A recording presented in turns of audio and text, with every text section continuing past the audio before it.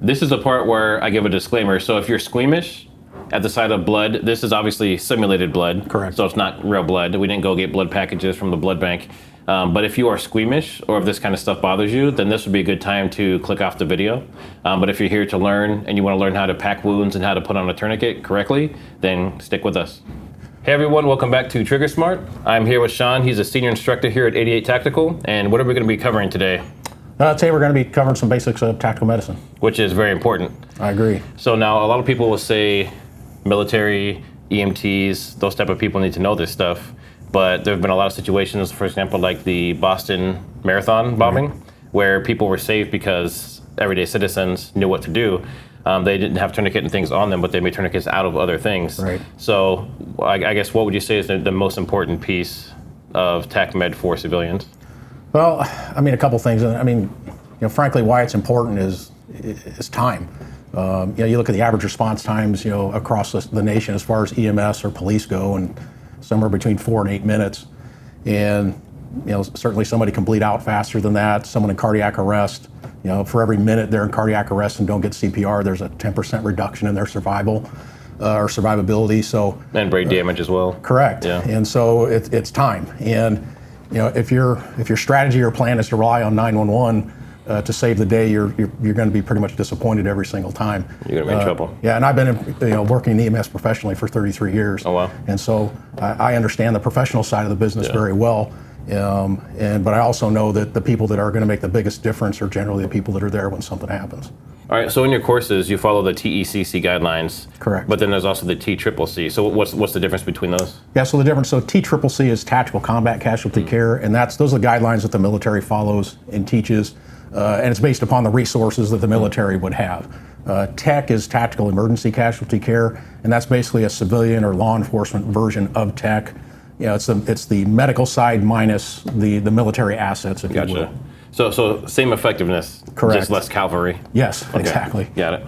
What are some of the bigger challenges you see? So in this type of environment, for example, like the Boston Marathon or even like the recent Charlie Kirk shooting, rest in peace, in those type of situations, there may still be a threat. Correct. So how would you handle this type of situation where you need to give medical care within seconds or minutes to someone and you have an active shooter at the same time? Right. So we kind of break down scenes into different categories. So you have kind of a hot zone and a warm zone and a cold zone. So a hot zone is when there's an active threat to people's safety, whether that's somebody shooting people with a gun, it could be an explosion at an industrial plant, a fire, it could be a natural disaster, but something dangerous is happening right now. Primary, concerns in that environment is your safety. Yeah. And the medical is pretty limited in a hot zone, and it's only if I can safely render medical aid to somebody, and even myself at that point, because the priority is me being safe and surviving myself. You go from one victim to two. Exactly. Yeah. So in a hot zone, bleeding control. If I can manage to throw a tourniquet on somebody really quickly and safely, I'll do that. If I can apply direct pressure to somebody safely, I'll do that. Airway management, if someone is on their back and they're gurgling, if I can roll them onto their side really quickly to protect their airway, I'll do that. But that's pretty much it in a hot zone. Care is pretty limited in an environment like that. So in a civilian situation where we see this a lot, unfortunately, someone's dying, the girl on the train, I forgot her name, I apologize. Someone like that, she gets stabbed by someone and the guy walks away and everyone else just watches and films. Yeah. That's very common. So even someone who would step up and do this kind of care, I mean, you're a hero automatically by default, even if you don't save the person, because a lot of people nowadays, they just watch. So good on you. What are the things we're specifically going to show today? So, if I kind of had to just kind of give you my top two things that, there's a certain level of medical knowledge that every single citizen should have. And if I had to just kind of name the top two, number one would be CPR, and then number two would be bleeding control.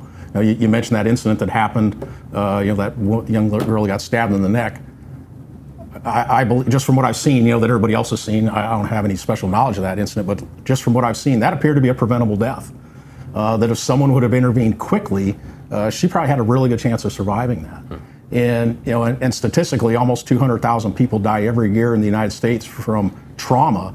And depending on what study you look at, they estimate between 5 and 25% of those deaths are preventable. Wow. Meaning if someone had stepped in in that first few seconds or minutes and done something proactive, the person would have survived. And we're not talking about just murders and attacks like that. We're talking about a car accident, like you said earlier, like a construction plant blows up or something. So it's not necessarily always like a high-risk situation from the point of view of like someone's attacking everyone. So what do we want to show first here today? Then CPR, would that be number one? Sure, yes, we can talk about that. You know, it's heart disease is the number one killer of Americans, has been for a very long time. Almost 1 million people die every year from cardiac-related issues and heart disease. And you know, we teach a lot of cool stuff in this building, but frankly, you know, high blood pressure is more of a threat to the average American than somebody with a gun, statistically. Yeah. So the odds that you're going to be in a position to render CPR to somebody are very high at some point in your life.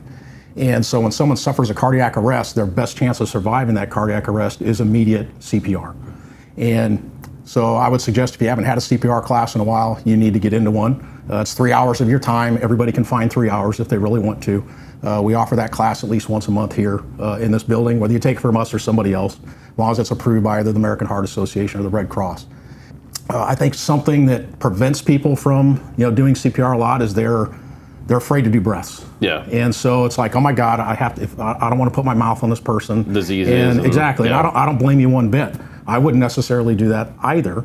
Now there are certainly devices that allow you, barrier devices that will help protect you if you want to give breaths.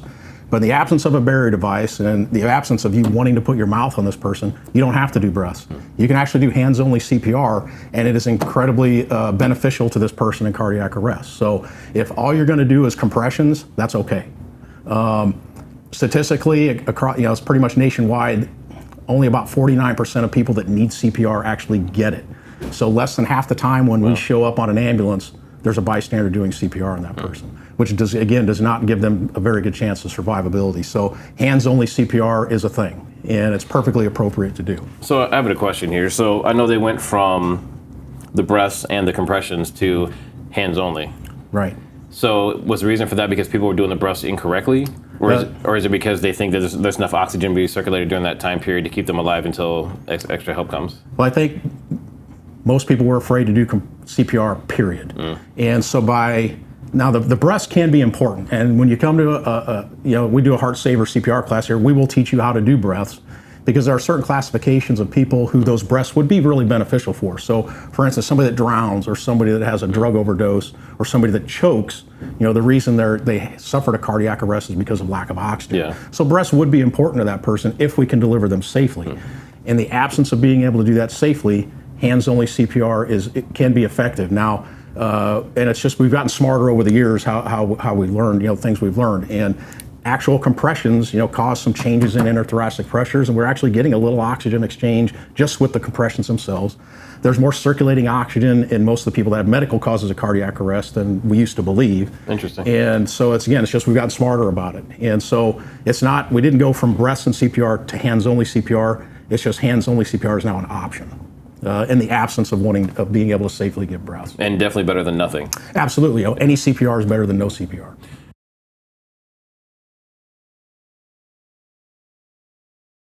All right, so I'm just going to do a quick demonstration of hands-only CPR. So I find someone down, unresponsive. I make sure there's nothing dangerous around here that's going to hurt me, and I'm going to check responsiveness very quickly. Hey, are you okay? Are you okay?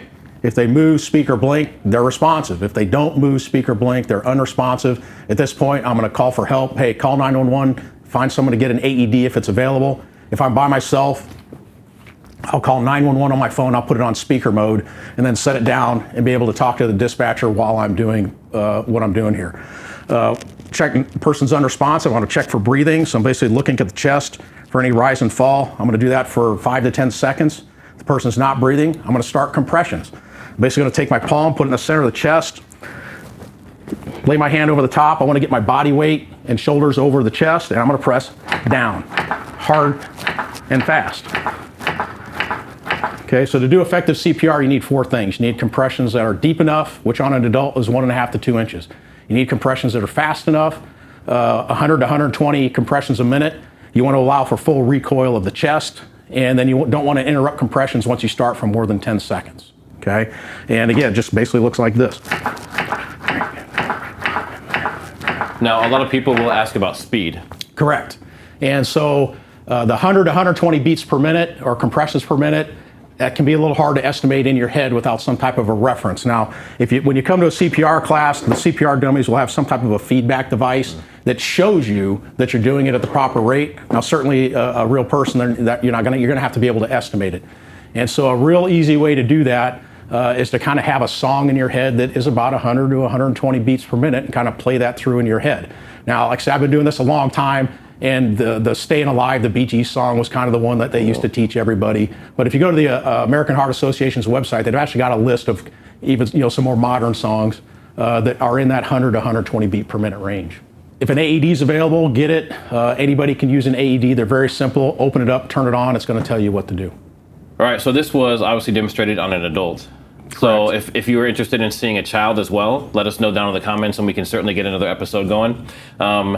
As far as the devices that assist with this, so like for example, like this one here. So, right. so someone would obviously have to carry this on them. This could maybe be in their everyday carry bag or something Correct. similar. Is this something we could demonstrate as well? Yeah, sure. So there's really two types of barrier devices that are common. You have what's called a face shield and then a pocket mask. So just like you mentioned, I have one of these in my bigger kit that I carry in my vehicle. A little hard to carry around in your pocket, but it's very effective. Face shield, these are very easy to carry in a pocket on a keychain. These are a couple of dollars from Amazon. And basically the difference is, and by a barrier device, what this means is it's going to protect you if while you're doing breaths, this person vomits. And you certainly don't want that to be exposed to that. That had not even occurred to me. Yep. I was only thinking about spit around the mouth. So spit, and then vomiting happens during CPR, because actually the more breaths you give, some of that air is going to get into the stomach whether you like it or not, and sometimes it wants to come back out. So a face shield looks just like this. It's simply a piece of plastic that has a one-way valve on it that you place over the person's face. It's got loops that would go around the ears. And you basically use this like you would give mouth to mouth. So everything is 30-2 when it comes to ratios now. For many years there was all these 15-2, 15-1, 30. It just got super confusing. So the American Heart Association has simplified that. And if you're going to do breaths, everything is 30 compressions to 2 breaths. Okay. Whether it's an adult, child, or an infant, it's 30-2. Whether there's 1 people or 2 persons. Okay.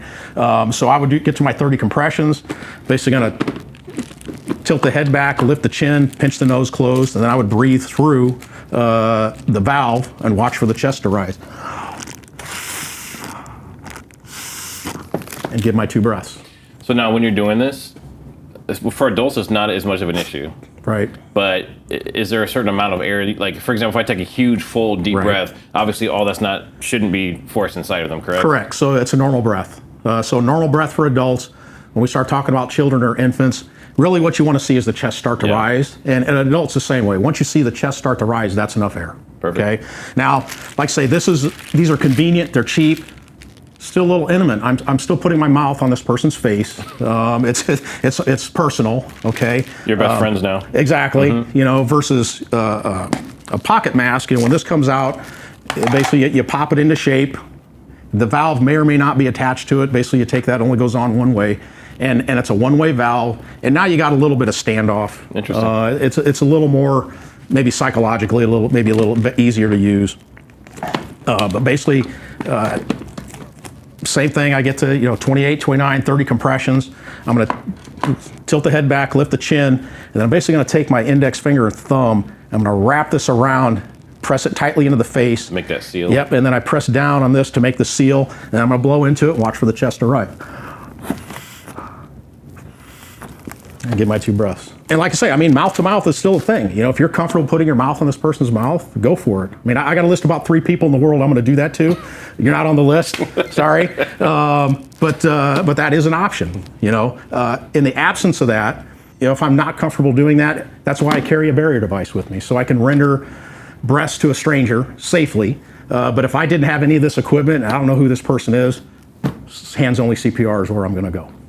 So now in the case, I've seen some people they'll take their shirt or something and put that there. Right.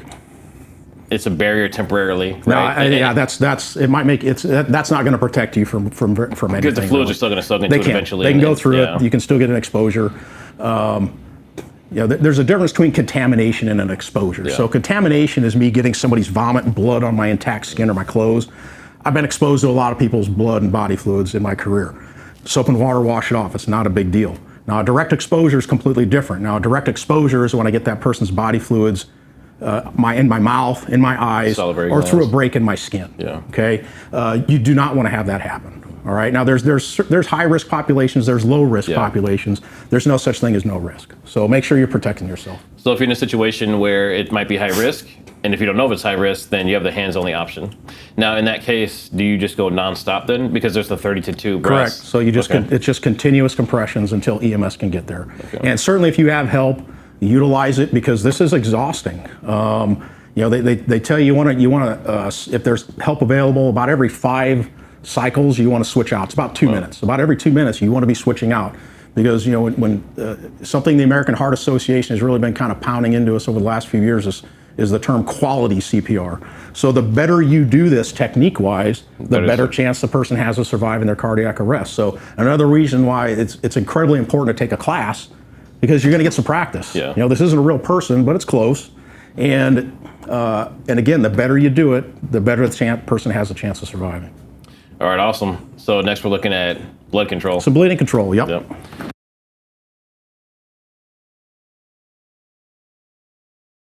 So another important skill that I believe that every single person should know is basic bleeding control techniques. Whether it's minor, moderate, or life-threatening bleeding, everyone, men, women, even children, once they're old enough to understand this, need to know this, because if it's a life-threatening type of bleed, that person really only has a couple of minutes or less before they're going to die. And again, if you're just calling 911 and waiting for EMS to show up or the police to show up, they're probably going to be too late. So anytime we're dealing with a stranger's body fluids, if I can, I'm going to try to wear some protection, either a pair of nitrile gloves and a pair of glasses, if you can.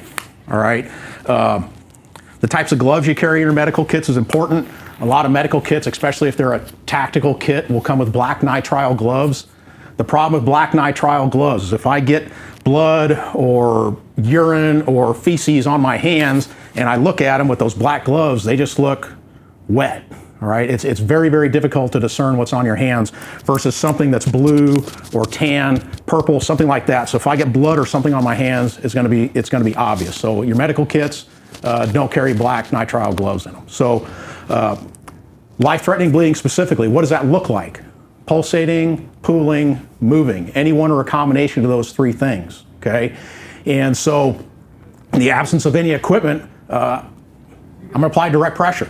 Okay, now if you've never had to take your 2 hands and put them on a human being and stop life-threatening bleeding, number one, it's going to take more effort than you think. Okay, so I'm going to basically take my hand, my palm, and I'm going to press it either, if I have a dressing, a bandage, a t-shirt, if I can use that as a barrier in the absence of gloves, I'll do that. Or simply going to take my hand, I'm going to press down as hard as it takes to stop that bleeding. Okay? And obviously, if you can use your body weight as opposed to just muscle, that helps. Yes. Now, just a quick question, because I've never done these before either myself. So would this be only for arms and legs? No. So direct pressure is effective in arms, legs. It's effective in junctional areas, which would be the shoulder, the neck, the trap, the groin, the buttocks area. Direct pressure for internal injuries is not effective in the torso. If it's obviously a laceration to the skin, direct pressure is going to help with that. But if someone has an internal injury, a deep internal injury, direct pressure is not effective in the chest or the abdomen. And so for those type of injuries, the most important thing is recognition. Like, hey, this person has potentially a life-threatening internal injury, and there's really only one person that can help them, and that's a surgeon at a trauma center.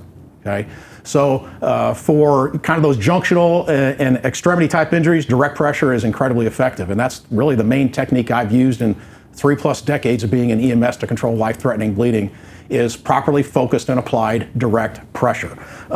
Again, it can be really difficult just, depending on how much pressure I have to apply. If just pushing my hand on here isn't enough, I'm going to have to position this person so that I can get my body weight over them. Otherwise, it's going to be very exhausting very, very quickly. If I have a tool with me, so for instance, if it's life-threatening bleeding in an extremity and I have access to a commercial tourniquet, this is a single best tool for this particular job. Nothing works better than a commercial tourniquet to control life-threatening bleeding in an arm or a leg. Okay. Now I suggest when you purchase your tourniquet, the TCCC committee has a list of approved tourniquets. Buy one off that list. period. Also, when you purchase your tourniquet, purchase it either directly from the manufacturer or from an authorized distributor for that manufacturer, because there are counterfeit versions of these on the market. The tourniquets on that TCCC approved list cost between $25 and $35 a piece, period. That's what you have to pay for those. You can go on Amazon and find something that looks exactly like this Generation 7 cat tourniquet for about $5 or $10. That is not a real cat tourniquet. It's a Chinese piece of garbage that very likely will break if you need it for real. So get the real stuff. All right. So most tourniquets are what's called a windlass style tourniquet, or it's a strap and a stick. Okay. And so to apply this, I either can slide the tourniquet up the extremity, or if I have to unthread it, go around the extremity and rethread it, I can do that also. Now, depending on where the injury is, you can either go, if it's a hot zone where something dangerous is happening, and time, and literally, time is of the essence, simply going high and tight on the extremity, arm or leg, is perfectly appropriate, and I don't care where the injury is on the extremity. Just go high and tight. If the injury is isolated, and I can fully examine and evaluate it, and I'm gonna go 2 to 3 inches above it. Okay, so for instance, if this is my injury, it's isolated, I'm gonna go 2 to 3 inches above it. I'm gonna bring the Velcro around, I'm gonna stop just shy of the clip here. And now you want this part, you want as tight as you can get as well before you actually twist it, or no? Yes, so you want to make sure that there's no slack, all right? So basically, once I tighten this, I'm going to try to slide 3 fingers under there, and if I cannot get 3 fingertips under the tourniquet, it's tight enough. If it's not, I'm going to unloosen it, come back around, make sure that I get all the slack out of it, okay? Then I'm going to start turning the stick, all right? And I'm going to turn the stick until the bleeding stops. Now, if this person is conscious, this is going to be painful, okay? All tourniquets are painful 100% of the time, so make sure you warn the person what's going to be happening to them as you're doing it, okay? Tighten the tourniquet till the bleeding stops. Don't over-tighten it, don't under-tighten it. Once the bleeding stops, if I have any slack, I'm going to pull it through the securing clips. There's a time strap that I'm going to secure everything underneath. If you have the ability to write the time on there, that's fine. If not, I wouldn't worry about it. If you're in an urban environment, we know EMS is going to get there fairly quickly. You can tell them how long it's been on, and when they get to the trauma center, they'll be able to estimate and tell the surgeon how long it's been on. All right, so a few questions I have. So I have heard situations where you put on a tourniquet and you have it as tight as you can physically get it to the point where you think it might snap. Right. And there's still a little bit of blood. Right. Then they put a second one on. Right, so if you've got the tourniquet as tight as you can get it and it's not working, the first thing I would do is loosen it, reposition it, because maybe you got it too close to a joint, because we don't apply tourniquets over joints, and kind of as a rule of thumb, you want to be a hand width above and below joints, because even getting too close to them can cause problems. If you go over clothing, say in a hot zone, maybe there's something in a pocket that you missed, right? So I would loosen it, reposition it, try it again. If it's still not working and you have access to a second tourniquet, you absolutely can put 2 tourniquets on 1 limb. If you do that, though, they have to be what's called proximal. They got to be right next to each other, not overlapping, but not far apart. Because then you end up with blood pooling between, and you get those the toxins and things. Correct. So one question, though, actually one thing a lot of people probably aren't aware of that I didn't know about until I was getting ready to set up this session. If you put on a tourniquet and it stays on for a certain amount of time, if you just release it, like say at home, you can die, because there's toxins and things that build up in that area. So you actually have to take drugs or some kind of medicine that counteracts those toxins. Yeah, so you're not, as a civilian, you apply a tourniquet, you're not going to take it off. It's going to stay on. Now that tourniquet can stay on up to 2 hours, and the tourniquet will not be the reason the person loses their arm or their leg if that becomes the case, okay? Which may be contrary to something you were told a long time ago, which I was when my first EMT class 100 years ago. We were told something completely differently. So, but we've learned a lot. The 20 plus years we've been at war, we've learned a lot about tourniquet applications. So that tourniquet can stay on for several hours. Now, conversion of tourniquets, in a austere environment or a combat environment, combat medics are taught how to convert tourniquets. So if we get extended past that 2 hours, what's something else we can do? We can remove that and then replace it with something else. So again, helps us save the limb. Now, once you get to a certain period of time, it gets really complicated. And even for those medics, it gets very complicated, because you're right, you need to have drugs in place, certain things, because that blood pools, doesn't move around, builds up a bunch of toxic stuff, and you just pop that tourniquet, goes through your heart and kills you. In the case where, and I don't know if you know this or not, but the austere environment, you're well past the 2 hours. So would this be a case where you put on the tourniquet to stop the bleed? It's like, say, like right here, we have this this gash in there. So say if that was a a bayonet stabbing, and then they're bleeding out, and they put on the tourniquet, and then 3 or 4 hours later, they're like, well, we have to do something different now, right? So is that a case where you would pack that? Yeah, that's one way to convert, you know, and so at kind of once you get close to that 2 hours, if you know help's not coming for a long time, you could pack the wound and then remove the tourniquet. That is, again, an advanced skill. That's not something I teach civilians. And so, you know, really in a civilian environment, the tourniquet's just going to stay on. And what happens, unfortunately, happens. But the bigger point is the person doesn't bleed to death. Yeah, and obviously if you're in the city, you're not too far from medical care. So you're in most cases, as long as the tourniquet's put on in time that you don't lose enough blood to go into shock and stuff like that, then you theoretically save the person's life. Right. Now, probably the single biggest mistake made with commercial tourniquets, and this is consistent across the country, way too many people apply them to injuries that don't need them. I think it was in New Orleans. I just watched a podcast recently. I think it was in New Orleans, did a study, and it was over like 80% of tourniquets that people showed up with in the ER down there, the people didn't need them at all. And so that's a huge complaint from emergency room doctors, is these get put on people that don't need them. And you know, good commercial tourniquets can cause complications. They can damage nerves, they can damage muscles, they can damage vessels when applied properly. So let's not put them on things that don't need it. If it's not pulsating, pooling, or moving, it doesn't need a tourniquet. Okay, so like for this case here, so say we have this, like an example that happened to me. So I was a young kid. I was maybe 13 years old or something, and I was learning samurai swords. I was doing Aikido. I went to put it back in the scabbard. It bounced off and went into my thigh. I stabbed all the way to the bone, and I missed the artery by like a millimeter. I go to the ER thinking they're gonna have to do some major surgery or something. He just opened it up and looked in it, put some glue on top. He's like, "You're lucky, kid." And I went home. So in those type of cases, like, you know, you have this type of wound here. Would that be a case where you're doing pressure?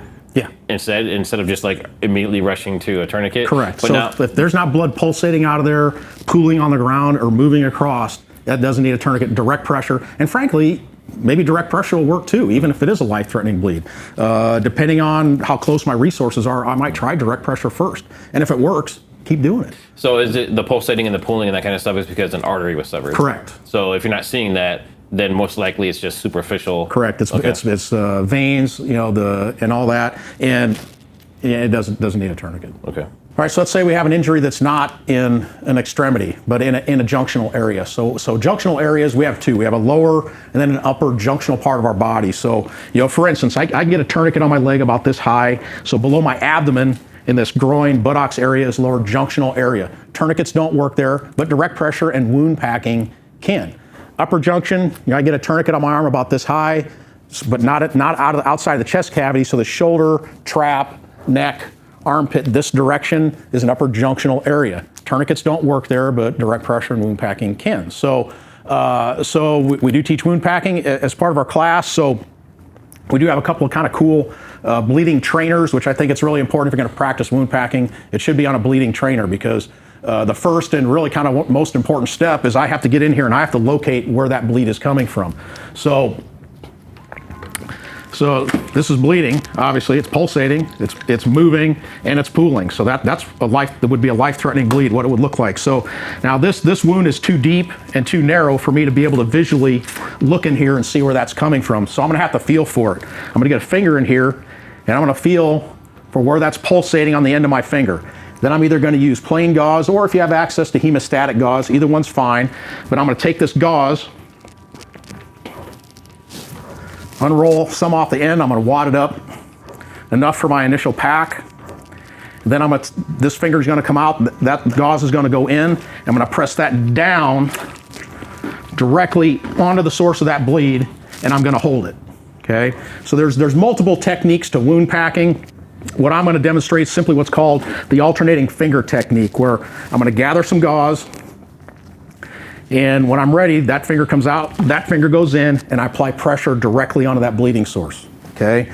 So the key here is I'm simply replacing pressure with more pressure. Okay? Very little to no interruption in pressure on that vessel. Okay? I shouldn't see any blood coming through or out from around this wound once I've started. And I assume as you're going, just because it stopped, you don't stop packing. Correct, because what I have to do is I have to fill this cavity tightly and completely to hold that all in place. So, you know, these generally come, you know, there's 4 yards of gauze in here. That's what this roll is 4 yards. That may or may not be enough. I don't know, because you need to be able to pack above the level of the skin, okay? So as I'm packing now, again, the first step was locating the source of the bleed. Right now, if I get in here and I cannot locate the source of the bleed, I'm not gonna pack into it, all right? I don't teach blind wound packing. I don't advocate blind wound packing. Shoving gauze in a bloody hole is not appropriate medicine, okay? So if you cannot locate the source of the bleed, the alternative that you have to control that bleed is direct pressure, which is what I'm gonna attempt to do. In this case, I was able to locate the source of the bleed. Gonna continue packing until we're above the level of the skin.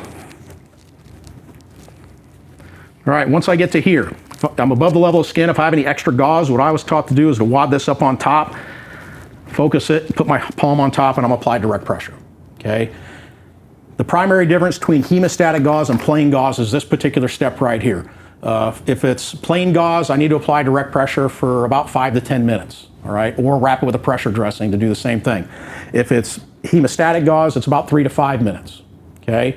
Because you have to give the product time to work. You have to give the body time to form a blood clot. Once I've got to that time, I'm gonna check the gauze to make sure there's no blood coming through or around it. And if it's clean, it's success. All right. And then at this point, you're going to continue to keep your hand on it and hold that gauze in place till EMS gets there. Or if you have access to a pressure dressing, you can wrap it and secure it that way. Okay. Make sure if you use a hemostatic gauze, make sure that the package goes to the hospital with the patient so the surgeon knows that there's a product in there that they need to clean out. So as you saw, it takes a lot of effort, and this is something you definitely should take a class from a professional. This is not something I would try and wing after watching a YouTube video, but this gives you an introduction to it. But I've heard from many people that having a tourniquet on you or even a light TAC med kit is just as important or even more important than your firearm, because you're more likely to use that than your gun. Yeah, statistically, you're far more likely to render medical aid to somebody than ever have to shoot somebody. And having that gear accessible is important. You know, I got a cool bag in my car that has all kinds of stuff in it. You know, just like most people probably watching this, got a super cool bag in your car. Something happens, you know, especially in a hot zone, that bag is out of play. You're not running to your car, grabbing it, and coming back. That's not happening in that moment. And I actually used to have, as part of my class, a whole presentation on how to put those bags together. I deleted all of it because literally every after-action review I've read of any major incident, guess where every single cop's go bag is? In their car, in the car. Far away from them, yeah. Nobody grabs them, so I stopped talking about them because it's not realistic for those types of situations. So certainly as a professional, if you're a police officer, you better have some medical equipment on you if you're on duty, period. That's part of your job. As a civilian, it's kind of up to you to decide, how much stuff can one person really literally carry every single day when you walk out of the house, Well, I know some people like John Lavelle with Warrior Poet Society. He has kind of like a Velcro one that goes around his ankle and has a tourniquet, chest seal, like basic things in it. Could you do that? Yeah. Yeah. But I've been told minimum a tourniquet. Yeah. And so I've got an ankle kit too. I use fairly regularly. When I'm wearing, shorts, I'll just take some things out of that. I'll throw it in a pocket. I've got a small bag that I'll carry if I'm just, throwing athletic shorts and a t-shirt on. I've got a bag I can grab that's got a firearm in it and a couple things and a couple medical things. At a minimum, a tourniquet. All right. Because there's really no substitute for that. For life-threatening extremity bleeding, that's the best tool for the job. So a couple pairs of gloves, nitrile gloves, and a tourniquet. At a minimum, if you got that on you, you're prepared for some things. And not black gloves. Not black gloves. Yeah. In the case where you have all of that, you have your firearm, is there anything else? Obviously, it'll be in part 2 of this video. If you guys are interested in this kind of stuff, definitely let us know and we'll put together some more videos. There's some other stuff that we can cover for sure. But is there anything else? So we talked about CPR, especially because of heart disease and how common that is, and it's much more likely to happen theoretically than having to use a tourniquet. Correct. Then we talked about stopping the bleeding, and that can happen in any situation, car accidents, plane explodes, obviously an attack, a shooting, or stabbing. Right. Is there anything else that people would need to know for this kind of like TAC med civilian? Yes, like I said, those are the 2 big things. Now certainly you can always add more onto that. So CPR, stop the bleed, incredibly important. I think it's also important to know just kind of how to recognize common medical emergencies, kind of what they are, what's going on, and when to call 911. I think that's important, and we offer those classes here also. Awesome. Well, we appreciate you being here, Shawn. And as always, like and subscribe and share this around to your friend who doesn't know how to stop bleeds properly. We'll see you on the next one.